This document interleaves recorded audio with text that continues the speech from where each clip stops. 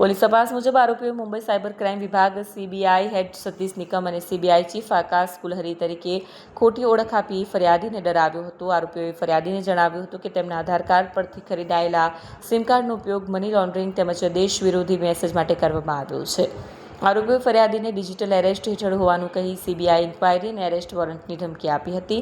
ત્યારબાદ વોટ્સએપ મારફતે મુંબઈ પોલીસ અને ક્રાઇમ બ્રાન્ચના નકલી દસ્તાવેજો મોકલી આરબીઆઈ વેરિફિકેશનના બહાને ફરિયાદી પાસેથી ₹1.47 કરોડથી વધુની રકમ વિવિધ બેંક એકાઉન્ટમાં ઓનલાઈન ટ્રાન્સફર કરાવી હતી. આ મામલે 18 ફેબ્રુઆરી 2026ના રોજ સુરત સાયબર ક્રાઇમ પોલીસ સ્ટેશનમાં ભારતીય ન્યાય સંહિતા 23 તથા આઈટી એક્ટની વિવિધ કલમો હેઠળ ગુનો નોંધાયો હતો.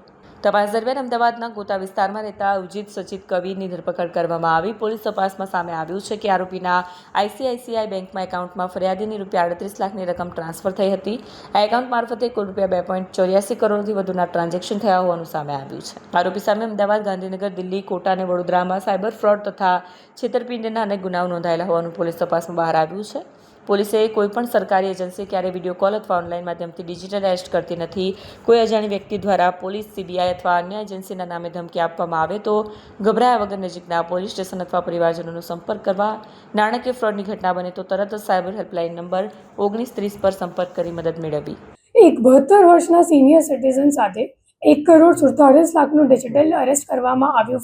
ડિજિટલ એરેસ્ટ ફ્રોડ કરવામાં આવ્યું હતું, જેમાં જે સામેવાળા હતા એ લોકો પોતાનું ઓળખ એક સીબીઆઈ ઓફિસર તરીકે આપી હતી અને એમને એમ કહેવામાં આવ્યું હતું કે તમારો જે આધાર કાર્ડ છે એક સિમ કાર્ડ ઇસ્યુ કરવામાં યુઝ કરવામાં આવ્યું હતું અને જે એ સિમ કાર્ડ છે એક મની લોન્ડરિંગ કેસ જે નરેશ ગોયલની ઉપર ચાલે છે મુંબઈ ક્રાઇમ બ્રાન્ચ દ્વારા, એમાં સંડોવાયેલ છે અને એટલા માટે તમારું જે આખું એસેટ છે એ ફ્રીઝ કરવાનું છે અને તમે તમારા જેટલા પણ પોર્ટફોલિયો કે ઇન્વેસ્ટમેન્ટ છે બધા લિક્વિડેટ કરીને અમે લોકો જે ખાતું તમે લોકો આપી રહ્યા છે એ તમે એમાં ટ્રાન્સફર કરી દો અને એવી રીતે એમની સાથે એક છેતરપિંડી કરવામાં આવી હતી. આ જે ડિજિટલ એરેસ્ટનો ગુનો છે એ 28 દિવસ સુધી ચાલતું હતું અને પછી પાછળથી અમે લોકોને બેંક દ્વારા ખબર પડી કે આ માણસ સાથે ખરેખર ડિજિટલ એરેસ્ટનો ગુનો બની રહ્યું છે અને પછી આ ગુનો દાખલ કરવામાં આવ્યું અને પછી ટેકનિકલ વર્કઆઉટ તરીકે અમે લોકોએ વર્કઆઉટ કરીને ખબર પડી કે એક ખાતું છે આઈસીઆઈસીઆઈ બેંક અકાઉન્ટનું, જેમાં